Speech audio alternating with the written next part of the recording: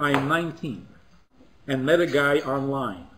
He's 24, really nice, college graduate, has a good job. You see what qualifications are important? But he's Christian. I really like him. We already met a few times. I haven't told a soul. My parents will kill me. I have a good Jewish background, and so it's been ingrained in me that this is wrong. But I really, really think he is my soulmate.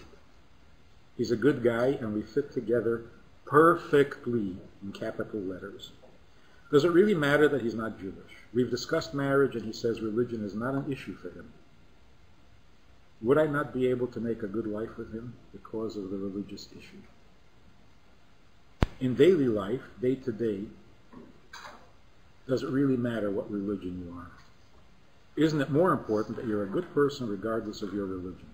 I'm being torn apart by keeping this secret and not knowing what to do.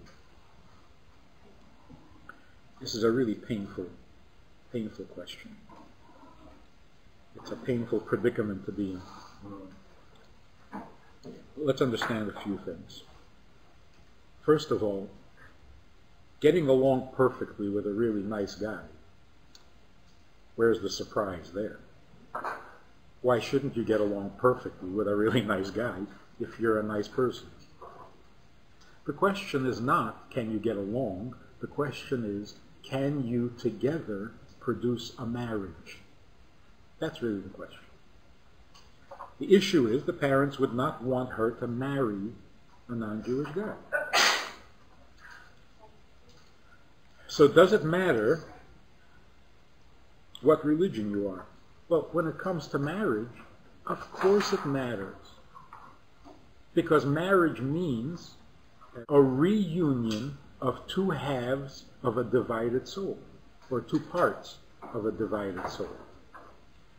Getting along is a good union. And you can live happily ever after together and get along perfectly in a good union. But it's not a marriage. Because a marriage is a reunion of two parts of a divided soul.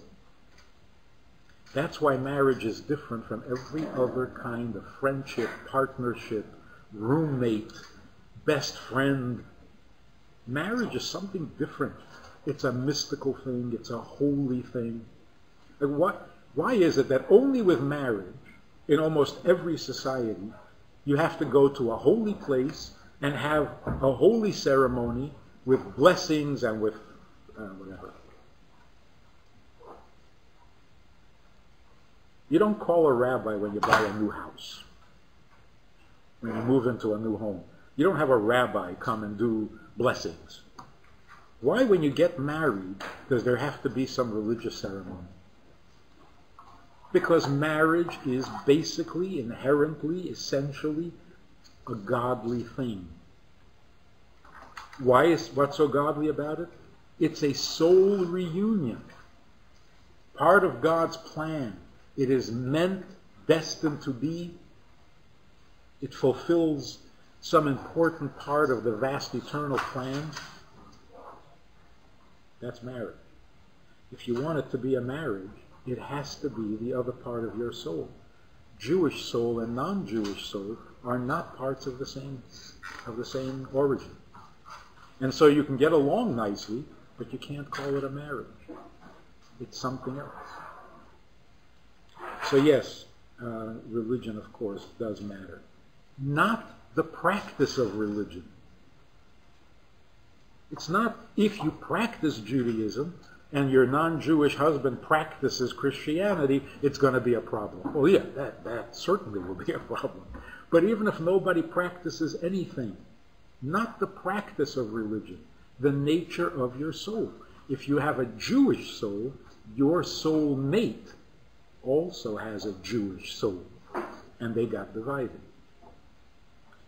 Second thing is this. You do not marry someone because you love him. That is a wild and crazy idea.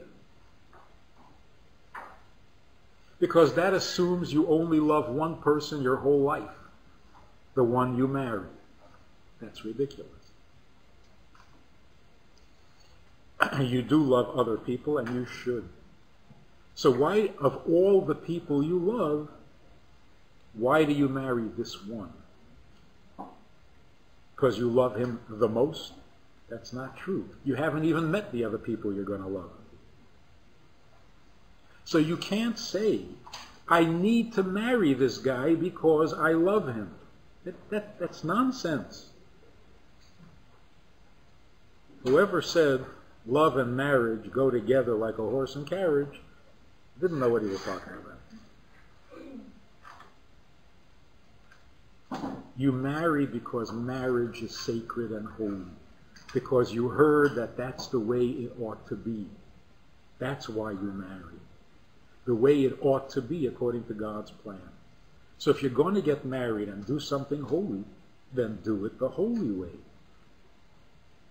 Then, when you know you're married to the other part of your soul and you were reunited, of course you're going to love it. What's not to love? So you don't marry because you love.